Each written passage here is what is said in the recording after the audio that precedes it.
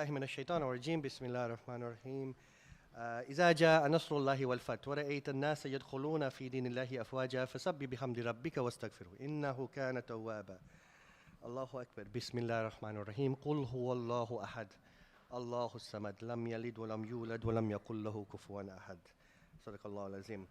Now I always start off with these two surahs from the Quran, as you guys know, or some of you may not know. I pray to Allah Ta'ala that He holds to account to those who could help the people of Gaza unable to do so. I pray to Allah Ta'ala for Him to forgive those who try to help the people of Gaza when unable to do so. Before I start any talk nowadays, I want people to know that we haven't forgotten what's happening around the world, even though we may be trying to get back to some level of normality in terms of what's happening in our lives. And I pray to Allah Ta'ala in His infinite mercy that He shows us His mercy both now and in the Akhirah, inshallah, in regards to what's happening. And because this is a milestone moment, we as historians continuously remind you about things that happened in the past, but we as historians also recognize and understand when history is in the now. This is a historical moment. We as historians, when we sometimes see something that's taken place, we can look at it and say, you know what, the world is never going to be the same after this. Something is happening, something is changing. In that sense, history is not just something in the past in that context, right? History is something which is very live, very active, very now. And I want you to understand and appreciate that you are witnessing history, right? You are a part of this history. Just like the Mongol invasion or the Crusades or so on, that when you read the books of Muslims in the past and you wonder, why didn't they do something? What could they have done? How could they have been different? You're in the same situation now. History will remember us.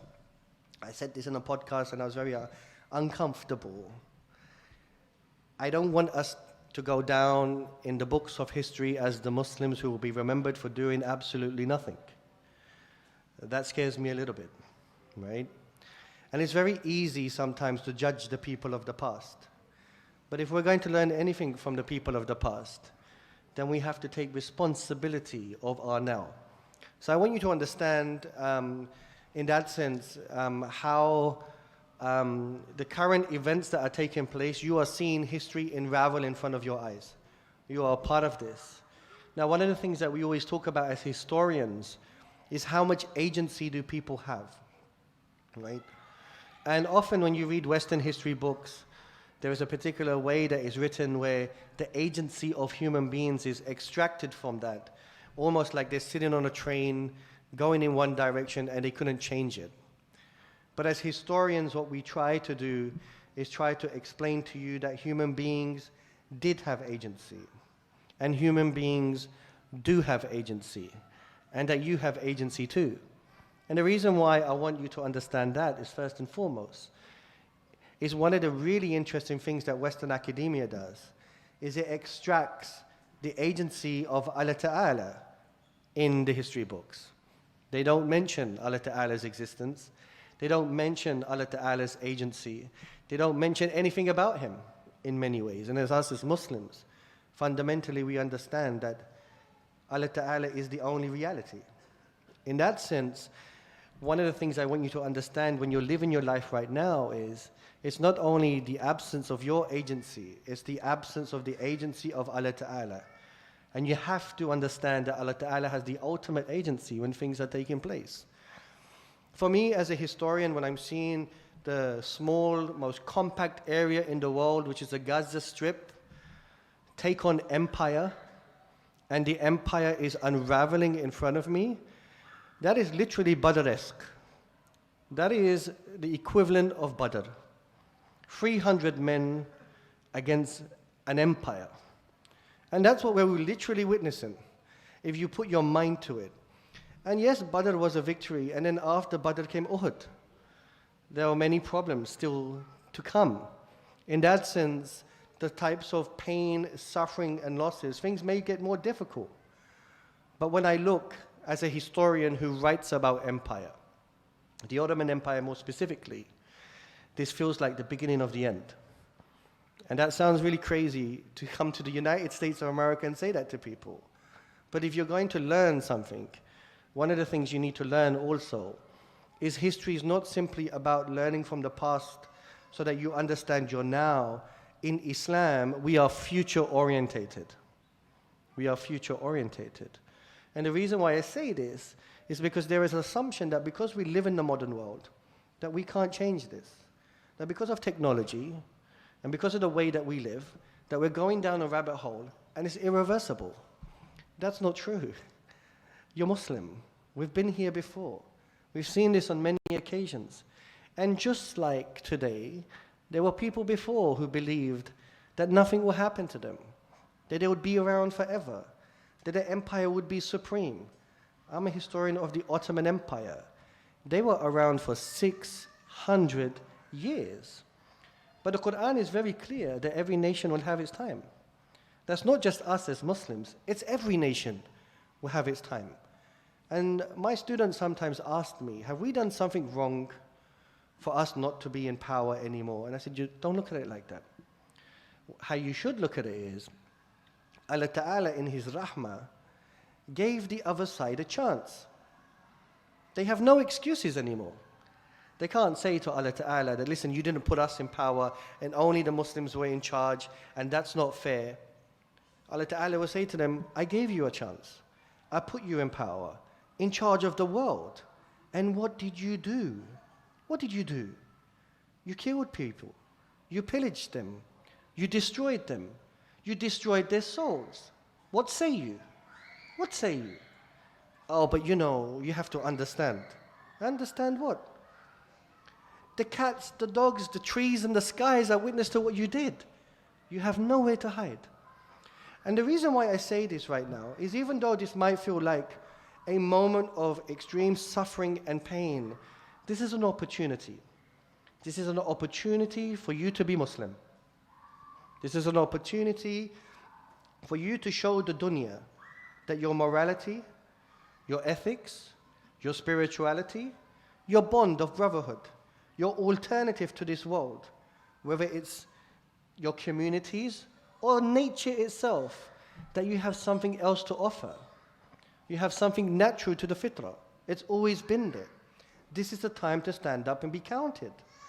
So in that sense, it's okay. I know it's difficult right now, but this is one of the things I want you to understand. And one of the things I want you to appreciate, because, you know, my mum was never keen that I wanted to be a historian. Yeah, you know. She said to me, who's going to pay you to think? It's a profound statement, actually. Who gets paid to think? And I remember when I first became a historian, I told her, I'm getting paid to think. And she didn't remember the conversation, obviously. She goes, what are you talking about? But it stuck with me because there was something that I felt in the community is that we don't value thinkers. And yet the Quran consistently addresses your disposition as thinkers. Every single one of you, as individuals and as community in that sense. It wasn't only that I was critiqued in regards to my tendency to want to think, I was also critiqued on my tendency to want to be imaginative. Why are you trying to be creative? What are you doing? Take it easy. And this is really unique about the Quran, because the Quran not only addresses your rational faculty, the Quran addresses your emotional faculty. Your emotions are not a deficiency in you. They're a disposition in you. Allah Ta'ala created you. He understands this. So in the Quran, He addresses your sort of like critical thinking capacities, and He addresses your creative thinking capacities in terms of your emotion. So you listen to Quran, you think, you contemplate, and you're emotionally moved. In that sense, one of the things I try to encourage the Muslim community is to find ways where we can once again find a balance between your critical capacity, your rationality, and your emotional capacity, your imagination. And we put them together. And the Quran is very unique in the way that when you're reading the Quran, you sort of understand how Allah Ta'ala is telling this narrative. And I use the word narrative deliberately. I'm one of those translators who's moved away from the word stories. And the reason why I say that is because narrative is future-orientated. To some degree, narratives can be stories. But narratives are carefully crafted ways of writing that move you in a way that doesn't only give you meaning of the now, it gives you an understanding of being future-orientated. And what the Quran does, which is really fascinating, is what we say in literature, it creates narrative communities, right? So Allah Ta'ala in the Quran creates a community from the Quran itself. The way He writes in the Quran, He's already shaping the reader of what it means to be a believer. He's already constructing the community as a community of all of those who interact with His kitab, every single person. And what's unique about the Quran is today's modernity will have us reading the Quran as individuals.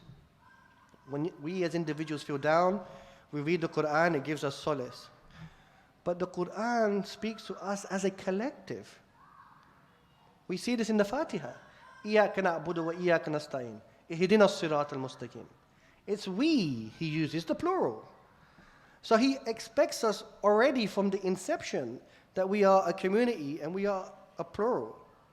In that sense, one of the things I'm always trying to encourage my students in Turkey is I want you to interact with Quran as a collective, not just as individuals.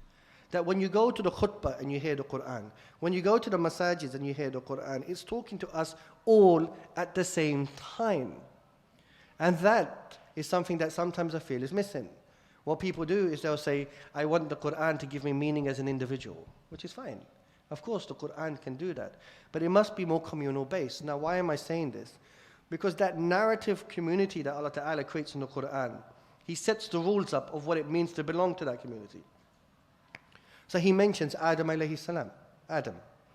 He mentions Nuh alayhi salam, Noah, and Musa alayhi salam. We start to understand what is this community that we belong to.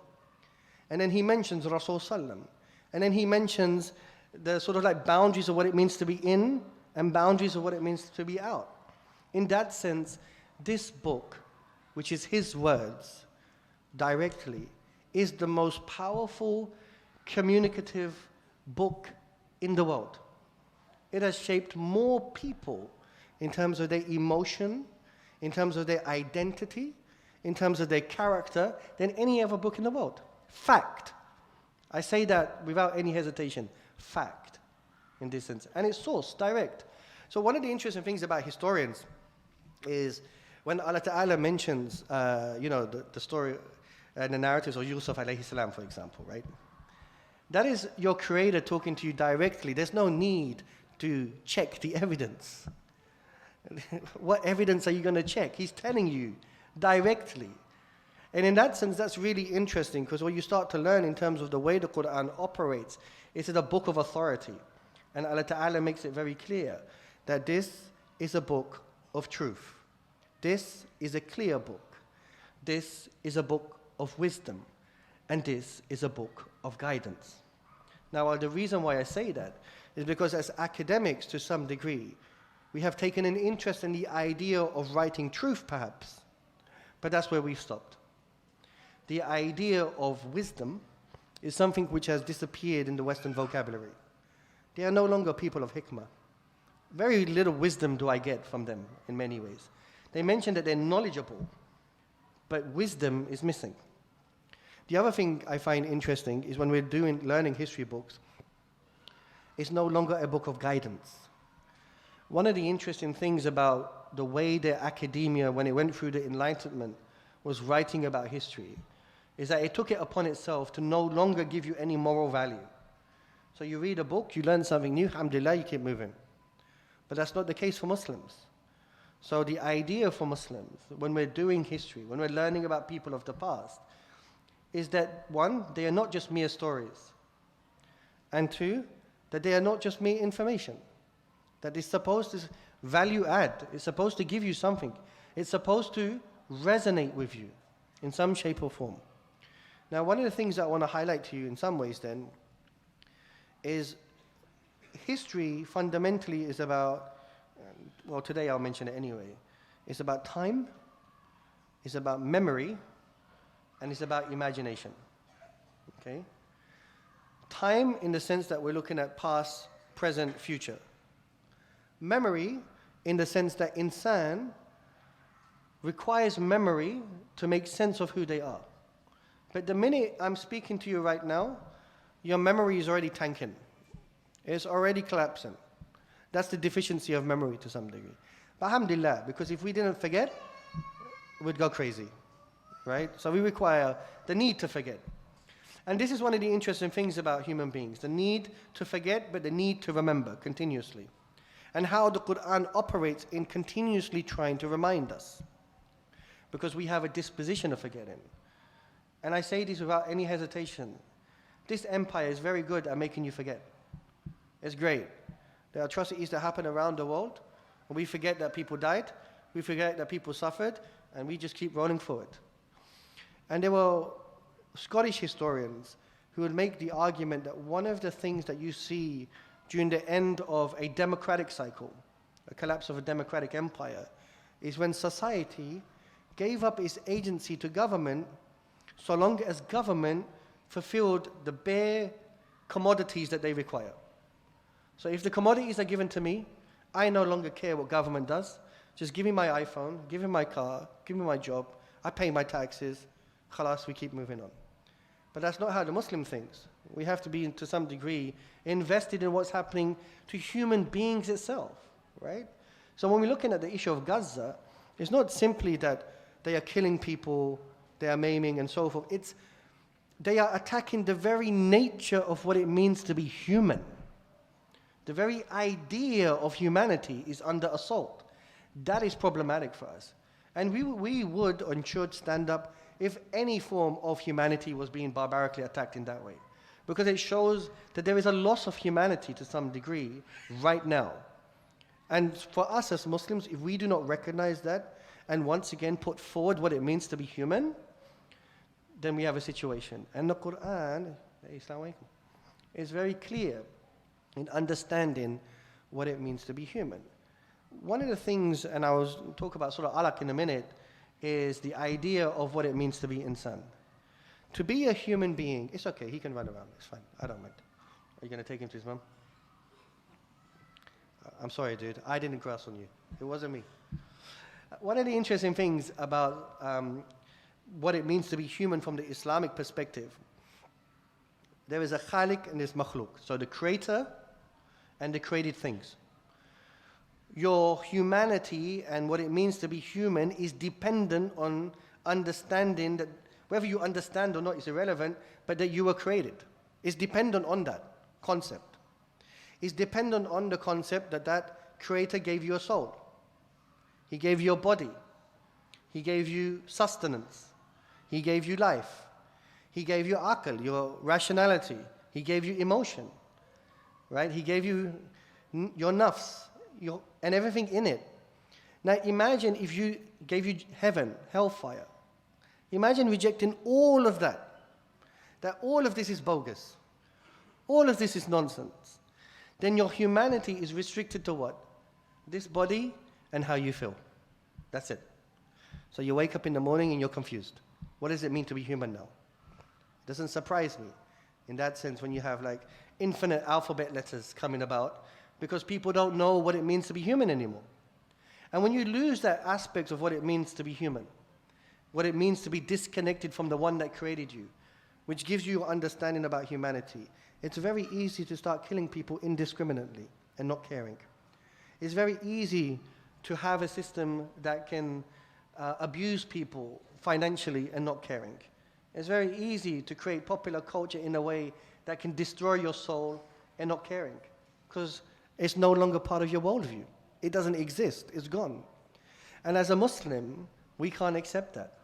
So what's interesting here is the beauty of Surah Alaq, which I always say, is that so Rasul Sallam's in the cave, the Messenger of Allah Ta'ala, okay? And Jibreel alayhi salam comes to him and says, Iqra bismi rabbika allazi khalaq. Which is, first, the word Iqra is really beautiful here. It's the first word revealed to him. And yes, it means to read, but it also means to recite. But it also means to read and recite with some level of comprehension. So the first word of the Quran, which the Quran takes its name from, has already told you your relationship with the kitab. You need to read it, you need to recite it, and you need to comprehend it. Okay?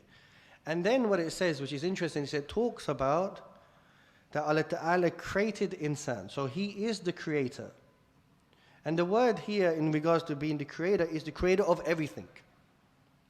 Absolutely everything. And that He created insan from a clot, right? An congealed piece of blood. Fetus, one could say. Now what's intriguing here is how would anyone know this information? So there's one or two things happening here. This is either the insistence on the insan forgetting their humbled state and them forgetting, or it's a revelation that insan doesn't know in that sense. But what's unique about this in some ways is Allah Ta'ala in this ayat talks about the idea that I created you from a very simple disposition. You are this. And then when He mentions here, Ikra wa rabbuka al-akram allazi allama bil kalam, He's now saying that I taught you in terms of knowledge. And what's the interesting thing here? I've elevated you to the highest of the high because you have the capacity to learn. So you are from humble beginnings, and then you've become the most exalted of beings as a result of that. Did you forget? Did you forget that it was me who did that? Have you forgotten? And it's very interesting for me as a historian, because Allah Ta'ala is in some ways giving Rasul Sallam a history lesson, right? He's reminding him in that sense. But He's not only giving Rasul Sallam a history lesson, He's given us a history lesson. Now what's unique about this section here in the Quran is Muhammad Iqbal talks about, the famous Pakistani thinker, talks about the Quran has 3 key ayats, 3 key signs. The ayats themselves, so each verse is a sign of contemplation. He says the ayats of nature, that Allah Ta'ala mentions nature so that you may contemplate. And then the ayats, the signs of history. And these ayats here are ayats of contemplation, ayats of nature, and ayats of history rolled into one, right? And in that sense, you start to learn something very interesting. That Allah Ta'ala recognizes that we as human beings are agents who forget. Now why this is interesting here is because there's something in the Quran which has an archetypal nature. It's a timeless book. For it to be timeless, there has to be a recognition that human beings have a particular ability, tradition, patterns perhaps, of doing the same things over and over. And as a result of it, the Quran can keep speaking to human beings over and over. And so in that sense, you learn one of two things. Either the cosmos and insan within it are framed in recognizing that we live in frameworks of patterns. That things will happen over and over again. They'll repeat over and over again, in different shapes and forms perhaps, but there's some sort of formulaic way of how life goes about. Or the second way is that insan, human beings, learn by patterns, by giving them formulas. That the best way of teaching a human being something is to present it to them in a formulaic way, so that they can understand how it functions. Or it could be both. Why not? Right? So the Quran, once again, is really interesting as a kitab, because as a historian, for me, many people reject the Quran as part of the imagination when in doing history. But for me, it became very important to understand this. The first thing the Quran does is it changes your understanding of time. Okay? In the Western context, time is very narrow. Right? So when the Enlightenment took place, and we went into the framework of modernity, the past became irrelevant because we're on the train of progress. So we're progressing, and anything which is from the past is irrelevant to us. It's a waste of our time because we're moving forward. But it doesn't even give you an imagination of the future. What it does is it gives you an understanding of a continued present, just a now. It's very myopic, meaning it's like this. So human beings, I just told you, have become dislocated from what it means to be human. They've now become dislocated from the idea of time. They've become dislocated from the past, and they've become dislocated from imagining the future. Now I mentioned to you Surah Alaq because what's beautiful here is Allah Ta'ala doesn't mention Adam alayhi salam. He mentions, I created you from a clot. He's given you another understanding of how insan comes into being in many ways, right? And so in this sense, what's intriguing is we start to learn how the Quran uses time. The Quran gives you an imagination of the past. The Quran gives you an imagination of the present. But it also starts to lean you towards having an imagination of the future. Time in Islam is not linear and flat. One could argue it's more cyclical, right? Perhaps. This is why when we say, Inna lillahi wa inna ilayhi raji'un, from Allah Ta'ala we came, to Him we return. It's not flat in that sense. This is important because I always talk about the clock. When the clock came into the Ottoman Empire, the Ottomans were a little hesitant regarding the clock. Before, time in the Muslim world was determined by Salah. Okay, so the earth, when it goes around the sun, it actually doesn't go around the sun the same speed. At certain moments, it speeds up. So it's really interesting. The earth is actually traveling at different speeds. So in some ways, time is moving at different speeds. Anyway, in the winter, time would be shorter. And in the summer, sunlight would be longer. My mum, to this day, I'm 44 years old. She still tells me, come home before it gets dark. You know, that's the generation she's from, right? So you understand how she conceives time. Now, when the clock came, this is very interesting, it not only changed the way we told the time, it changed our perception of time. Whereas before time was Salat al-Fajr, Salat al-Dhuhr, Asr, Maghrib, and so forth, now it's, I start work at 9, I finish work at 5. Right? We became machines. Now how would the Ottomans have known that? They wouldn't have. How could they have assumed that that was taking place? But even the times of Salah are actually the names of time. Right? So you see, in Islam, we had a very different perception of time in some ways. And now what modernity has done is it's changed our notion of time itself. Right? It's made the human being very narrow. And by doing that, we seem to assume that the past is irrelevant, but for us as Muslims, the past is a repository. The notion of tradition is important. The Quran and Sunnah is something we turn to. We need that past as a way of understanding our identity and belonging, to make sense of who we are. That we are not just people who live in America, or live in England, or live in Turkey, but we are people that belong to a long chain of humanity that are civilizational, that brought something to this world and brought something to offer to this world. That is a far more wholesome way of understanding yourself regarding time and identity. If that's removed from you, then you become very narrow and you become very agitated as a human being. This is why Allah Ta'ala starts to mention history in the Quran. So in that sense, you now see time and you see memory. And one of the concerns I have in the modern period is that the way we live, we've created distance, right? So I come here. So for me, this place is crazy. Because anywhere you want to get to, even to your neighbor's house, you have to drive. That distance is really jarring for me. Because in Istanbul, I know my neighbors. The gap is closer, right? And there's a distance regarding us and Allah Ta'ala. There's a distance between us and our children. There's a distance between us and the community. There's a distance to the point that you can indiscriminately kill people, even with your weaponry, and you don't mind it, because it's created distance. That's what drones do. They create distance. The mobile phone creates distance. So for me, all this technology, because this is a pen, this is a tool, this is valueless, but tech is value-laden. Tech comes from a philosophical framework. And the tech that we have today doesn't take Allah Ta'ala into consideration, and so it's helping speed up that distance. So for me now, as you can see, I still use my notebook and pen. Okay? Mainly because Allah Ta'ala says so in the Quran when He mentions the pen. Because some of my friends who are techies talk about the Terminator is coming. They're convinced by it. And I said, look, do you honestly believe you can create something more elevated than what Allah created? Allah created insan. Don't be so arrogant. Don't assume that you are, more superior than the one who created you.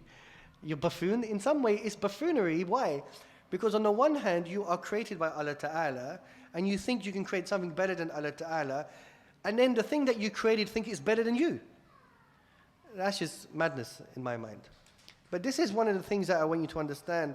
In that sense, every form of knowledge we are learning today is creating distance. I'll give you another example. I had a Syrian friend of mine in Turkey. He was doing my hijama. So hijama is cupping, like Mark Phelps. He has those, he does on his back, right? So you have this cup, put fire in it. So when he was doing my hijama, he says, Dr. Yakoob, can you please recite Surah Fatiha and Ayatul Kursi? I said, no worry, he's Syrian, he probably knows. So I recited, and he recites it. And then I said, out of curiosity, why did you make me do that? And he goes, well, because I need to take permission from Allah before I intervene in your body. I said, interesting.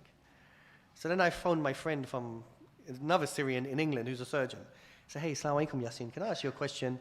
He goes, yeah. So when you're under surgery, do you recite Fatiha and Ayatul Kursi? He goes, no, bro, we just cut it out. I said, but don't you ask Allah for help before you do it? And then he goes, yeah, I should, right? So what you realize, it doesn't matter what field you're in terms of knowledge. The distance is there.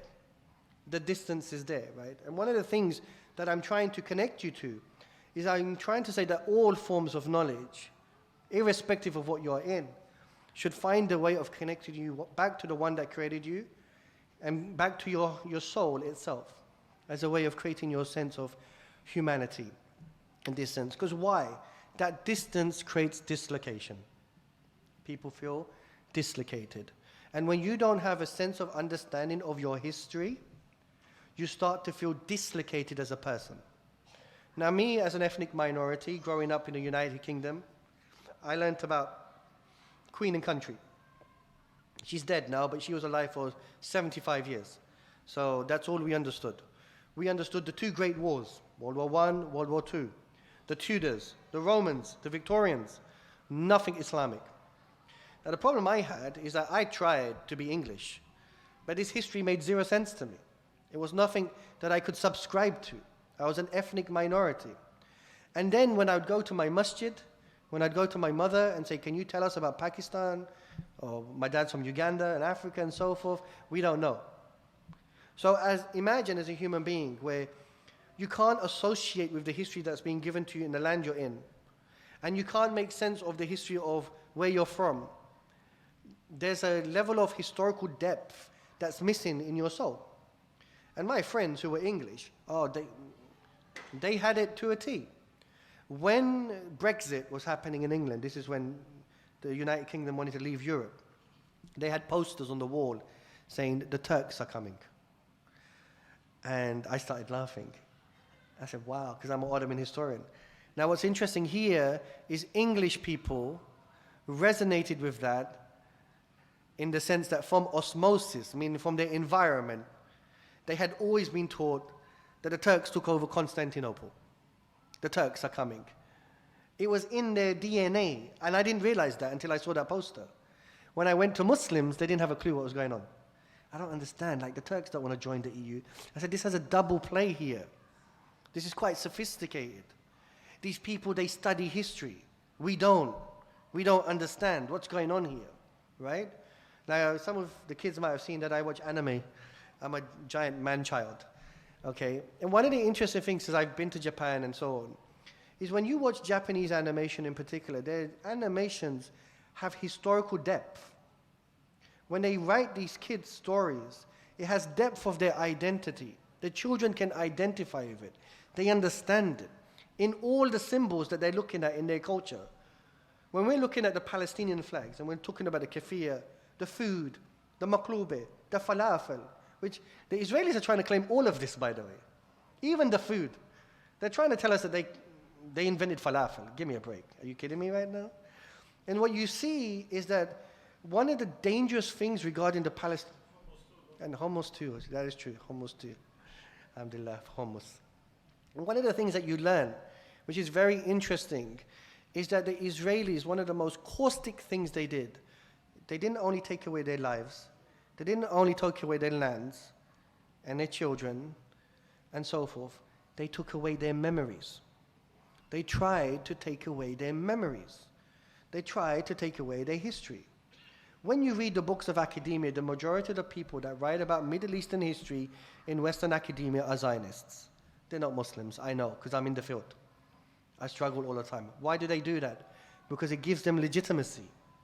It gives them legitimacy that they can write about our history, and Muslim kids go to university and they're confused because they don't know.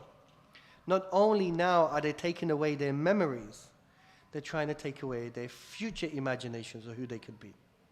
This is a problem in this sense. So one of the reasons why the history becomes important here, because I speak to my Palestinian students sometimes, and I said, what were you before the Nakba? What were you before the Mandate? What were you during the Ottoman Empire? What were you during the Abbasids, during the Ayyubids, during the Fatimids, during the Umayyah, during the time of Umar bin Khattab? Because the Israelis are not just taking away people's lives, they're de-Islamizing Bayt al-Maqdis. They're changing street names. They're destroying masajids and so forth. This is sophistication in regards to its genocide, right? And in that sense, alhamdulillah, we are ummah. We will support the Palestinians because we can supplant those memories back. We are a collective. You can't erase all of us. It's impossible. And who are the Palestinians turning to? What are their appeals? Their appeals are from Islam. Their appeals are to the Muslims. Their appeals are to the Ummah, to us. Not to DJ Khaled and Gigi Hadid. Right? So it tells you something in terms of, oh, the kid's upset with me. I'm really sorry. So one of the things that I want you to understand then is this nature of dislocation. Right? And how we've become dislocated from our past. And why it's important to find ways of teaching our children Islamic history so that they can understand what it means to be wholesome, right? In that sense. Because history now is not just about the past. It's an intellectual endeavor. And I didn't appreciate that until I became a historian, right? I didn't appreciate, for example, in terms of what happened in the violence of Andalusia. I didn't appreciate that the majority of slaves in the transatlantic slave trades were Muslim. I didn't appreciate in regards to even modern history, contemporary history, in regards to what happened in Afghanistan and Iraq and 9/11. It's a blank. Speak to the kids today. They don't know any of this stuff. And as a result of that, it creates a deficiency in the community. It creates a deficiency in the individuals. And this is why having that wholesome understanding of what you belong to gives you a sense of pride in many ways. And so this is one of the reasons why I want to teach history. Now I'm going to give 2 more points and then I will open up the floor and then you guys can draw me as much as you want. So the one thing I wanted to talk about is, we spoke about the ummatic experience, but I highlighted the Quran for you specifically because the ummatic experience doesn't make sense if it's not Allah-centered. Okay? In that sense. That for us, Allah Ta'ala is the center to everything that we do and say and believe in, including our belonging as a community. And that if we forget to center everything around Allah Ta'ala and Rasul Sallam, then there can be dangers here in that sense. The Quran, one of the things that we talk about in the Quran is the archetypal feature in the Quran. An archetypal feature is a narrative or a hero or a message that happens over and over again. Okay, so anyone who watches fiction, they will understand this. An example, Surah Al-Qasas, right? The beauty of Surah Al-Qasas is this. It's an indication of a narrative of Musa alayhi salam. And one of the interesting things about the Quran is, as many of you know, is that apart from maybe Surah Yusuf, which is from beginning to end, but the Quran, the narratives are in various places. Because that's what we historians do. I don't write a 600-year book of Islamic Ottoman Empire. I write the reign of Abdul Hamid II. I write the Fatih's conquest of Istanbul. People generally learn thematically. It's a better way of learning. If you try to give periodical history, this is a very modern conception. Historically, people always understood knowledge in snips and bits and so forth. And then it made them wholesome in many ways. I was listening to somebody on YouTube. She was thinking of becoming Muslim and she said, I love Surah Yusuf because it begins, middle, end. I don't understand Surah Baqarah, it's sloppy. Well, astaghfirullah, what are you saying? But she didn't understand because for her, Surah Baqarah was like, there's so many stories laid in here. But for me, as a Muslim reading Surah Baqarah, I totally got it. It made sense to me because it's part of my culture and tradition, and I understand it. So in this sense, Surah Qasas is unique because it talks about the story of Musa alayhi salam, how as a child, he's taken and put into the house of Fir'aun. And the uniqueness about the house of the Fir'aun is that Musa was raised in the power that he was going to oppose. He understood that power, he understood the knowledge of that power, he understood the culture of that power, he understood everything about that civilization. He totally got it. And then he was asked, well, he was given a epoch moment, a moment in which Allah Ta'ala tells him that he's prophet, and he didn't know. So that moment happens, that awakening moment for him. And then after that awakening moment, his brother Harun and people around him came to address the Pharaoh. And one of the unique things is, what are they doing regarding the Pharaoh? It's not that Musa alayhi salam has a magic stick like you're watching an X-Men and things are just changing. Fundamentally, the miracles of Musa alayhi salam are ripping away the authority of Fir'aun. Fir'aun's power is dependent on creating a perception of power which is built on a bed of lies. And Musa alayhi salam, piece by piece, step by step, miracle by miracle, is deconstructing those lies over and over. He does it in stages until Fir'aun's authority collapses, right? Now, what's unique about this is that this resonated with the Muslims at the time, especially Rasul Sallam, who was raised in the household of the Quraysh. He was a child. He understood their culture. He understood their civilization. He understood their power. He understood what they were about. And then what happens, which is very unique, is he too had an epoch moment. He was given Nubuwwah. He understood that there was something's going to change now. And then, piece by piece, he came with Haqq to deconstruct the narrative, the authority of the power in charge. And what's unique here is that Allah Ta'ala even says in the Quran that I could have given you miracles like in the way of Musa alayhi salam for you to see, but you would have denied it in the way that they denied it. So I gave you the Quran instead, so that you may comprehend. And eventually, the Quraysh come crumbling down. Fast forward to October the 7th. Fast forward to October the 7th. All of us have been raised in the framework of Western civilization. We understand its culture. We understand its knowledge. We understand its civilization. And then there's an epoch awakening moment. And then piece by piece, the narratives that are holding that civilization together are falling apart like a pack of cards. The media, Hollywood, universities, every single thing. In this sense, what you start to see is this archetypal nature, depending on how you look at it, is there for a reason. It's there for a reason, in this sense. I said to you that it feels very Badr-esque. It does. Once again, we start to see what's happening here. So the reason why archetypal history is in the Quran is not only do human beings learn from it in that sense, but they start to see that what comes next. What happens now? Now, there are many people in this society and country that believe that I'm just making people scared. I'm not doing that. Honestly, I'm a historian. What I'm trying to do is make you aware, okay, that when the world is changing, when Allah Ta'ala is lifting veils one by one and showing you something, that open your eyes, open your soul, understand what's happening right now, right? In this sense. There's another type of story that the Quran talks about in Surah Nasr.